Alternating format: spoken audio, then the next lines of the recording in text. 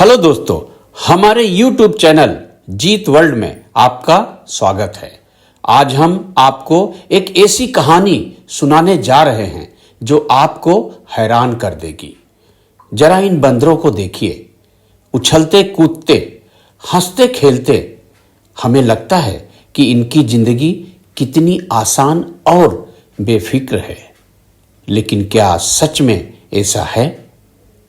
इनके पीछे भी एक संघर्ष चलता है। इनकी मस्ती के पीछे भी एक खतरा छिपा है और इनके जीवन का बोझ उठाता है एक अकेला सरदार, एक ऐसा लीडर जो दूर बैठकर भी सबकी हिफाजत करता है। तो आइए मेरे साथ चलिए, हम आपको मिलवाते हैं एक ऐसे ही बहादुर बंदरों की टोली और उनके सरदार सूरज से। ये कहानी आपको सोचने पर मजबूर कर देगी। फिल्म सिटी के जंगलों में और उसके आसपास एक बंदरों की टोली रहती थी। चारों ओर खुशी, खेल कूद, चहल पहल थी। बच्चे हंसते कूदते, माएँ दुलार करती और आपस में गपशप चलती रहती थी। इस मस्ती भरे माहौल के पीछे एक मजबूत सहारा था, बंदरों का सरदार सूरज। वह दूर बैठा ऊंची डाल पर सबकी नज़रों से ओझल होकर अपनी पूरी टोली पर नज़र रखता था। वह एक सुरक्षा कवच था।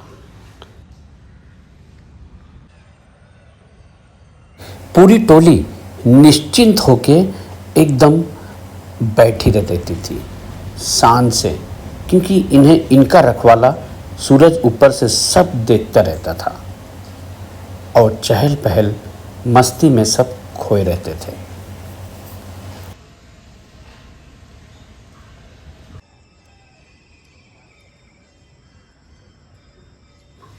जहाँ जहाँ टोली होती थी वहाँ वहाँ सूरज का साया होता था, जिसके भरोसे ही पूरी टोली इतनी बेफिक्री से जीती थी। इनकी आपस की भी लड़ाई चलती रहती है, एक दूसरे की खींचतान होती रहती थी जंगल के अंदर। लेकिन सूरज ये सब छोड़ देता है, अवॉइड कर देता है, क्योंकि उसको पता है टुन पुन छोटे मोटे होते रहते हैं। इनको जिससे खतरा लगता है उसके ऊपर हमला करने के लिए सोचते हैं, पर ये हमला करते नहीं, सिर्फ डराते हैं। कभी अटैक नहीं करते, बार बार सिर्फ मतलब ऊपर आने की कोशिश करेंगे और हट जाएंगे, ऊपर आने की कोशिश करेंगे और हट जाएंगे। एक नहीं, उनके जो साथी होते हैं वो भी इसी तरह ही रिएक्ट करते हैं कि सामने वाला डर के चले जाए। छोटे मोटे झगड़े वह खुद ही सुलझा लेते थे और केवल सूरज बड़ी मुसीबत आने पर ही सामने आता था। एक दिन माहौल बदलने लगा। टोली का एक युवक सदस्य ऊंचे पेड़ पर से झांक कर इशारा करता है कि दो बाहरी बंदर उनके इलाके में घुसने की कोशिश कर रहे हैं। दो घुसपैठिए बंदर किसी तरह उनकी टीम में घुसकर नुकसान पहुंचाना चाह रहे थे। पहरेदार और भी थे, चारों तरफ चौकन्ने थे। ये बाहरी बंदर उनकी टोली और उनके साधनों पर कब्जा करना चाहते थे, ठीक वैसे ही जैसे इंसानों के दुश्मन इंसान होते हैं, वैसे ही बंदरों के दुश्मन बंदर भी होते हैं। घुसपैठियों के आते ही शांति भंग हो जाती है।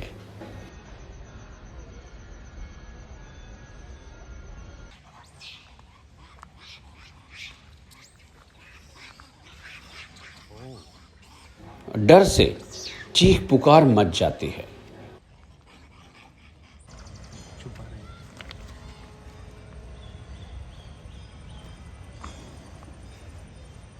माएँ बच्चों को सीने से लगाकर भागने लगती हैं। और टोली में अफरा तफरी मच जाती है।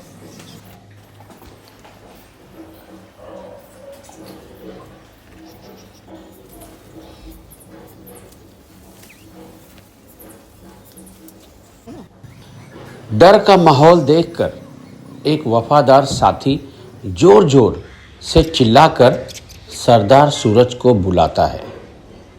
अब यह मामला आपसी छोटी मोटी नोकझोंक से बड़ा हो चुका था। सूरज ने देखा कि टोली खतरे में है। एक पल की देरी किए बिना सूरज अपनी जगह से निकलता है। सूरज को आते देख उसके साथी भी जोश में निकलते हैं।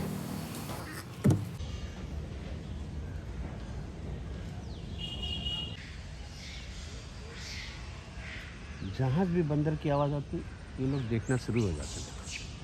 तो भाग रहा है, जाएगा भी।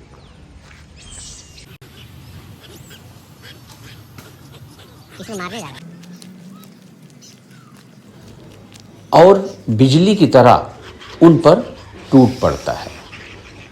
उसकी दहाड़ और उसकी ताकत के सामने वो बाहरी बंदर टिक नहीं पाते। पूरी पलटन है भाई, देखो सब से एक पीस मारता है। एक जोरदार लड़ाई के बाद दोनों दुश्मन बंदर भाग खड़े होते हैं। सूरज ने अपनी टोली को बचा लिया था। सूरज की बहादुरी से पूरा माहौल फिर शांत हो जाता है। भयभीत बच्चे और माएँ अब धीरे धीरे वापस इकट्ठा होने लगते हैं। जीत के बाद भी सूरज चैन से नहीं बैठता। वह अपनी टोली के सदस्य के पास ही जाकर बैठ जाता है कि आगे कोई और भी खतरा ना हो। सूरज देखता है कि अब फिर से माहौल हंसी खेल का हो गया है, लेकिन फिर भी वो जाकर अपने टीले पर बैठ जाता है, सबकी निगरानी करते हुए कि फिर से कोई अनहोनी ना हो। जैसे ही शाम ढलती है, सूरज सबको इशारा करता है अपने अपने घर चलने की। पूरी टोली एक साथ सुरक्षित रूप से अपने घर की ओर निकल पड़ती है। जब सूरज यह सुनिश्चित कर लेता है कि टोली का हर सदस्य अपने ठिकाने पर पहुंच गया है, कोई भी पीछे नहीं छूटा है, तब जाकर वो भी अकेला वहां से निकलता है। सूरज भी अपने घर की ओर जाता है। सरदार सूरज केवल एक लीडर नहीं है, वह एक पिता, एक रक्षक और एक विश्वास है। रोज सुबह अपनी टोली को लाना और शाम को सुरक्षित घर पहुंचाना ही उसकी सबसे बड़ी जिम्मेदारी है। इसीलिए तो उसे टोली का सरदार कहा जाता है।